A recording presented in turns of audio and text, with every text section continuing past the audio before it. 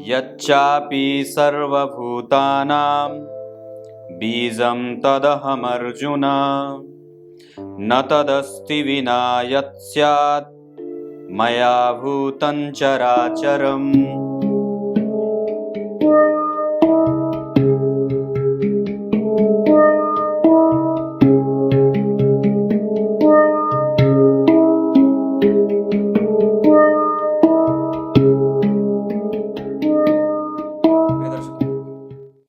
नमस्कार, एक बार फिर से उपस्थित हूँ आप सबके सामने। आज 1400 कार्यक्रम पूरे हो गए हमारे चैनल के, और सेलिब्रेशन इस बात का नहीं है कि हमारे 50,000 सब्सक्राइबर हो गए, उससे मुझे कोई विशेष अंतर नहीं पड़ता है। और मुझे जो 100 थे उस समय भी खुश था, 30 व्यूज़ होते थे तो भी खुश था, और आज 1000 व्यूज़ होते हैं तो भी उतना ही खुश हूँ, और मुझे उसकी कोई उपलब्धि बहुत बड़ी मालूम भी नहीं पड़ती। पर मुझे खुशी इस बात की ज़रूर है कि मैंने 1400 कार्यक्रम जो बनाए हैं उसमें से आपने बहुत अच्छा सीखा है।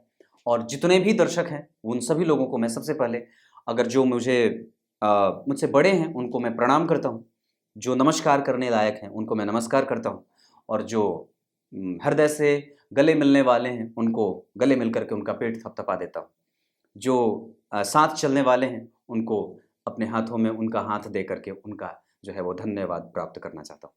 पर आज जो मैं आपसे बात करने वाला हूँ उसमें मुझे एक अभी जस्ट थोड़ी देर पहले मुझे अमेरिका से एक कॉल रिकॉर्ड आया था। अगर आप कहेंगे तो अगर उसमें किसी व्यक्ति का नाम नहीं होता तो मैं आपको कॉल रिकॉर्डिंग वो सुना सकता था, पर उसमें किसी व्यक्ति का नाम है, इस वजह से मैं वो नहीं सुना सकता।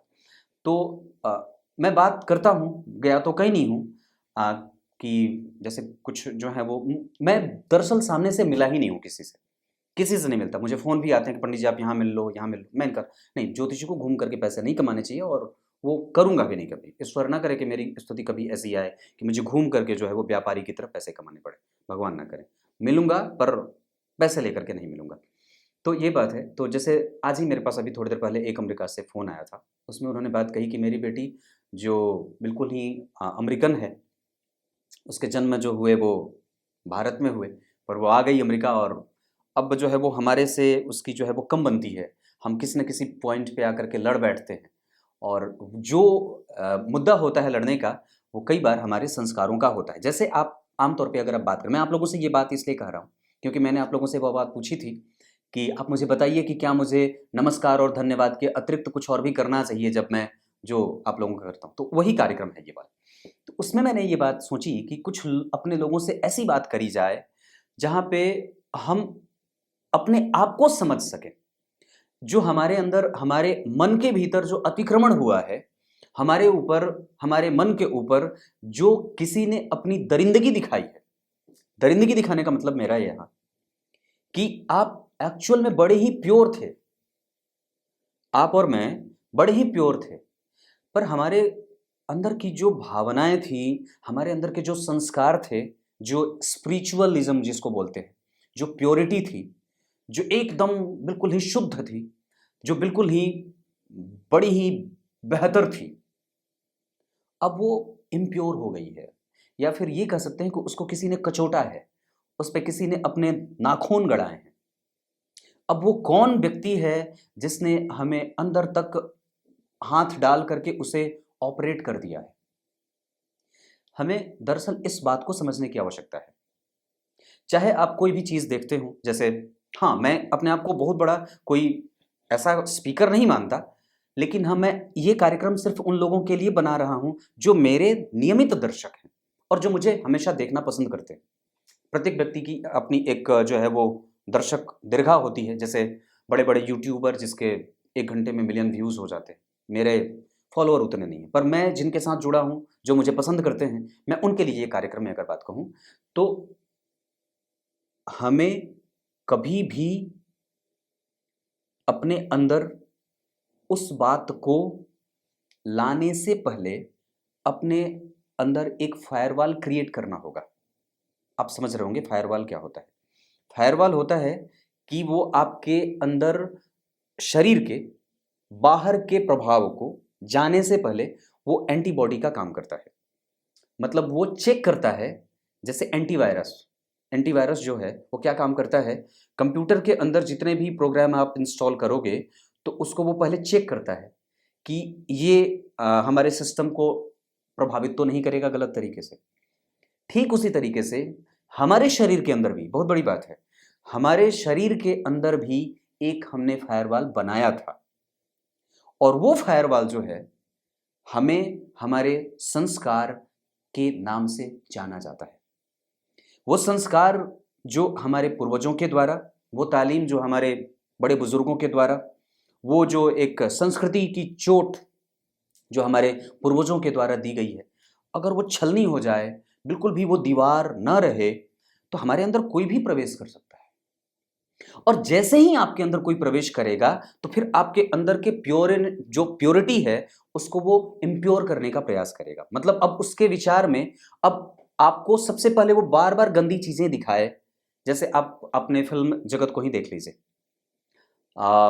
अपने किसी भी आसपास के क्षेत्र को, किसी कहीं से भी आप ये चीजें देख सकते हैं, जहां सबसे ज्यादा हमारे मनोभाव पे बार बार जो चीज हम देखते हैं उसका बड़ा असर पड़ता है।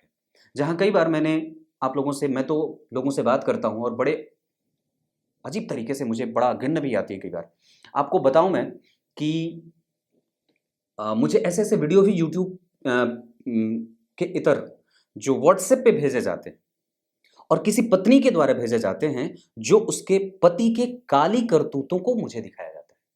आपको भरोसा नहीं होगा, उसकी पत्नी मुझे व्हाट्सएप पे ऐसे वीडियो भेजती है कि देखो पंडित जी, मेरे पति ये करते हैं।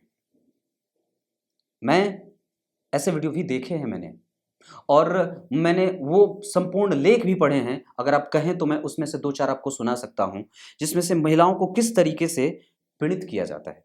मैं आप लोगों को 1-2 चीजें सुना सकता हूं। जैसे वो चूंकि आपको बड़ा अजीब लगेगा, देखो जैसे मैं एक आपको मैसेज सुनाता हूं। मैंने इनका नंबर हैंडमेड बैग्स के नाम से सेव किया है, सुनिएगा जरा ध्यान से। इन्होंने लिखा है,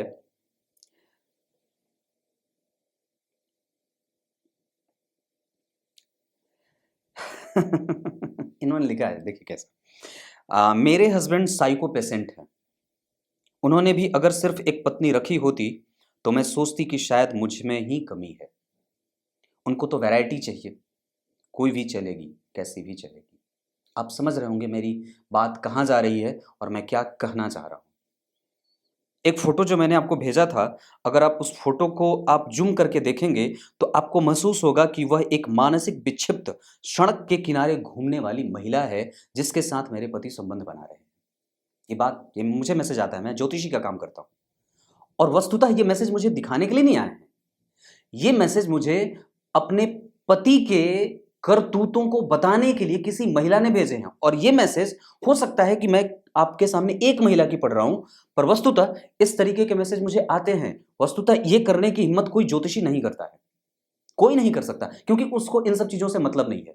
पर मैं वस्तुतः आप लोगों को ये इसलिए बताना चाहता हूं कि हमें इस पे स्टेप लेने की आवश्यकता है। मैं आपको और भी आगे कई सारी चीजें बताऊंगा, सिर्फ उदाहरण बताऊंगा, और दरअसल उसमें यह समझने की बारी है कि हमें कहां काम करने की आवश्यकता है। इसमें उन्होंने आगे लिखा है, मैसेज ऊपर क्यों चले जाते हैं बार, तो उसमें उन्होंने लिखा है कि आज मैं साइकास्ट्रिक, मुझे तो अंग्रेजी आती भी नहीं है, PSYCHIATRIST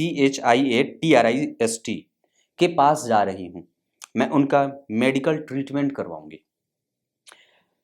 तो मैंने कहा कि आपने जो मुझे भेजी थी मैंने उनको देखा भी नहीं था, और सच में नहीं देखा था, पर क्योंकि बाहर से ही चीजें दिख जाती हैं तो मैं जान गया कि ये कुछ खराब और कुछ अश्लील वीडियो है, इस वजह से मैंने उसको ओवरलुक कर दिया था। अगर मुमकिन हो तो सिर्फ उनकी कुंडली में देख करके यह बताएं कि क्या उनको कोई मानसिक रोग है।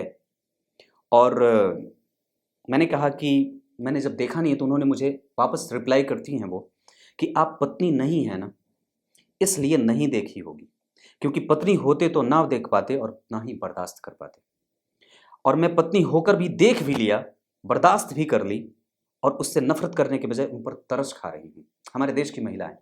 अभी आपको एक बात बताता हूँ, मैंने 2 दिन पहले अपने एप्लीकेशन के उस ऑप्शन की बात करी थी, जहां मैंने आप लोगों से बात कही थी कि अब आप अपॉइंटमेंट वहां से भी ले सकते हैं, और वहां पे शुल्क जो है वो अदा करके आप मुझसे बात कर सकते हैं। अब सोचो मेरी किस्मत कितनी खराब है, मैं अपने आप को कितना अभागा मानता हूं।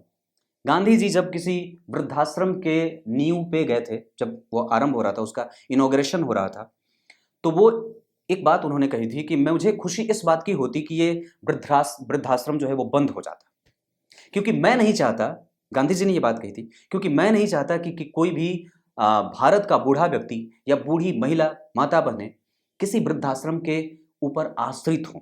आपको हरिद्वार में या कई जगह पे ऐसे कई वृद्धाश्रम मिल जाएंगे। ठीक उसी तरीके से मुझे वो पैसे जो उन्होंने मेरा जो पहला पेमेंट आया वहां से, मैंने कल ही वो ऑप्शन चालू किया, आज ही मुझे वो पैसे मिले। पर आप लोगों को मैं एक बात बताऊं, आप लोगों के पास टाइम तो है ना, क्योंकि ये शायद ये कार्यक्रम 1 घंटे तक की चल जाए और मुझे कोई आवश्यक नहीं कि ये व्यूज़ कितने जाएंगे, पर मैं कम से कम अपनी बात तो रख पाऊंगा जितने भी लोग देखें, क्योंकि ऐसे वीडियो चलते नहीं हैं और क्योंकि ऐसे लोग देखना नहीं चाहते।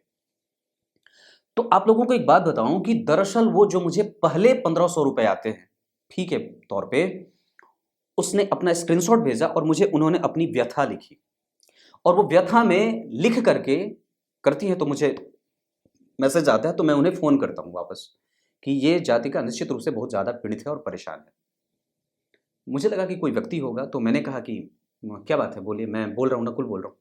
तो उन्होंने कहा, पंडित जी मैं बहुत परेशान हूँ, मेरे पति जो हैं वो अ, रहते तो हम लोग एक ही छत के नीचे 3 साल से हैं, मेरी 3 साल की बच्ची भी है, पर मैं सिर्फ उनको इसलिए झेल रही हूँ क्योंकि हमारी बच्ची पे इसका असर ना पड़े।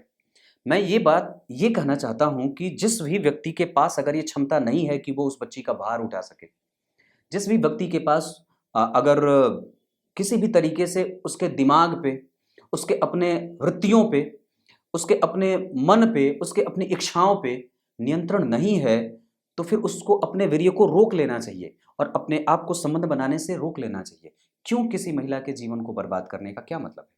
आपको बिल्कुल भी अधिकार नहीं है इन सब चीज़ों पे ऐसी काली करतूतें करने का। ये काली चीज़ें हैं और ये हरकतें, मैंने एक बात कही कि बड़ी अद्भुत बात है कि हमारे समाज में ऐसे कुकृत्य होते हैं, और ये एक सिर्फ मैंने आपको पढ़ी है। वस्तुतः इस मोबाइल में आपको पचासों ऐसे मैसेज मैं आपको दिखा सकता हूं पढ़ के, जहां पे दाम्पत्य इतना ज्यादा बिगड़ा हुआ है कि पूछो ही मत। मैं आप लोगों को ऐसे कई लोगों से यूं सामने से रूबरू करवा सकता हूं अगर मेरे पास ऐसी स्थिति होती, जहां वो सारे लोग क्रमशः मानवीय संबंधों को पीड़ित कर रहे हैं, दोहित कर रहे हैं और उनको बिल्कुल ही बेकार कर रहे हैं। जहां दाम्पत्य में 50 से 100, 100 से 500, विवाह में बैंड बाजा गाजा के साथ वो लोग संबंध जो है वो एक दूसरे के साथ स्थापित करते हैं, एक दूसरे के परिवार को सम्मिलित करते हैं, अपने साथ जीवन में जोड़ते हैं, और फिर 1 वर्ष के बाद, 2 वर्ष के बाद जो जिस तरीके से उनका जो दोहन होता है कि पूछो ही मत। ये सबसे पहला मुद्दा था। मतलब मेरे कहने का ये है कि मैं उस पुरुष वर्ग को जो ये कार्यक्रम देख रहा है, चाहे वो कोई भी हो, चाहे वो जैनिज्म से आते हों, चाहे वो बौद्धिज्म से आते हों, चाहे वो हिंदुइज्म से आते हों, चाहे वो क्या बोलते हैं, किसी भी कहीं से भी आते हों, इस पे नियंत्रण की आवश्यकता बहुत आवश्यक है, क्योंकि आपको पता नहीं है कि 5 मिनट के जो सुख की बात आप करते हैं उसके पीछे कितने वर्षों की तपस्या जो है वो भंग हो जाती है। उस महिला ने, जिसने 25 वर्ष अपने पिता के यहाँ बिताए, अपने भाई के यहाँ बिताए, अपने लोगों के साथ बिताए हैं, और 25 वर्ष के बाद उन्होंने दामन छोड़ा उसका और फिर आपका दामन थमा और फिर उसको ये देखने को मिल जाता है। और वस्तुतः मैं एक बात बताऊं तो मुझे कई बार, बहुत अधिक बार, सिर्फ जो ये रुदन की जो आवाज होती है वो महिलाओं से ही सुनने को मिलती हैं। पुरुष इस विभाग में बड़े ही कम आते हैं, उनके ख्वाब बड़े कमजोर होते हैं, निभाने के चक्कर में निभाना नहीं चाहते, वो तुरंत ही क्विट करके बाहर निकल जाना चाहते हैं। मतलब शायद यही वजह है कि कई बार हमारे, और मैं आपको एक बात और बताता हूं जो कहने की शायद हिम्मत कोई ना करे, मेरे पास जितनी कुंडलियां आती हैं, अगर मैं एक दिन में 5 कुंडलियां देखता हूं, 7 कुंडलियां देखता हूं, कभी कभी 10-12 भी देखता हूं, तो उसमें से करीब करीब आप मान के चलिए कि 7 से 8 कुंडलियां सिर्फ इस बात पे आधारित होती हैं, सिर्फ इस बात को जो है वो फोकस करती हैं कि पंडित जी दाम्पत्य खराब है। हाँ, दाम्पत्य खराब है, दाम्पत्य खराब है और पति का किसी दूसरे के साथ अफेयर है, ऐसी शिकायत महिलाएं करती हैं। ऐसी शिकायत कभी भी कोई पुरुष करता हुआ क्यों नहीं दिखा? ऐसी शिकायत कोई भी पुरुष तो नहीं किया है मुझसे। मैंने जितने भी मेरे पास, मैंने अगर अपने 3-4-5 साल के करियर में अगर जितनी भी कुंडलियां देखी हैं, उसमें अधिक बार मुझे ये बार बार सुनने को क्यों मिला है कि मेरे पति का जो है वो किसी दूसरे के साथ लव अफेयर चल रहा है। और वस्तुतः आप जरा सोचें तो इस पे किसका असर ज्यादा पड़ा है? दरअसल उस पुरुष को बार बार किस होठ ने चूमे हैं। उसके लबों को किसने चूमा है?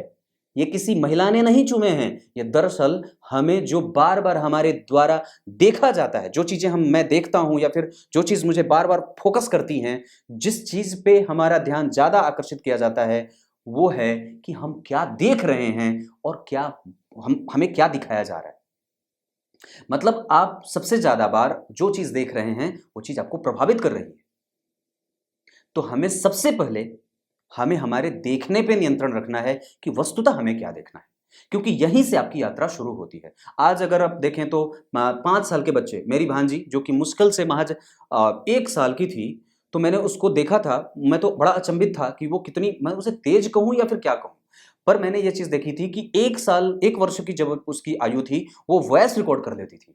और वो जो गाना है 52 गज का, कि पता नहीं वो दामन कैसे करके, वो अपने यहाँ से सीख के आई थी, वो सुनती थी दिन भर, और वो रिकॉर्ड करके, वो जो ऐसे वॉइस सर्च करके, मेरा तो दिमाग हिल गया था। आजकल के बच्चे, मैं ये नहीं कहता कि आजकल के बच्चे तेज हैं, ये आप कह सकते हैं। आप देखो, मेरे पास एक और भी है, जिसमें मैंने उनको माता जी करके नाम से सेव किया है। उनकी बहन पहले पढ़ाती थी, किसी कॉलेज में प्रोफेसर थी वो, पर वो पढ़ाने का काम छोड़ करके आजकल वीडियो बना रही हैं इंस्टाग्राम पे और व्हाट्सएप पे स्टेटस डालती है, और बिल्कुल बकवाद, जिसमें कुछ भी नहीं है। पढ़ाने का काम छोड़ करके लोग जो हैं वो बना रहे हैं वीडियो, और पता नहीं कैसे कैसे। हम कहाँ जा रहे हैं, हमें ये समझने की आवश्यकता है। हो सकता है पढ़ाने से आपको, आपकी आमदनी कम हो, लोग आपको जानते ना, पर ऐसा कोई नहीं है कि अगर हम, नहीं, इसकी कोई आवश्यकता नहीं है। कितने सारे ऐसे प्रोफेसर बने पड़े हैं जो इंटरनेट पे नहीं है, और मैं तो समझता हूं कि कितने सारे ऐसे बेहतरीन ज्योतिषी हैं जो इंटरनेट पे नहीं है। जो बेहतरीन है वो इंटरनेट पे क्या करेगा, विचार करिए। क्योंकि यहां पे कहीं ना कहीं बाजार है, क्योंकि यहां पे कहीं ना कहीं कुछ दुष्प्रचार है, और क्योंकि यहां पे कहीं ना कहीं बाजारीकरण है। इस वजह से ही लोग, अब जैसे होता है कि 1 बार में, 2 बार में, 3 बार में चीजें कई बार गलत गलत गलत आपके दिमाग पे इतनी बार वो हावी हो जाती हैं कि बार बार आप उसके पीछे देखने के पड़ जाते हैं। ये पहली बात है।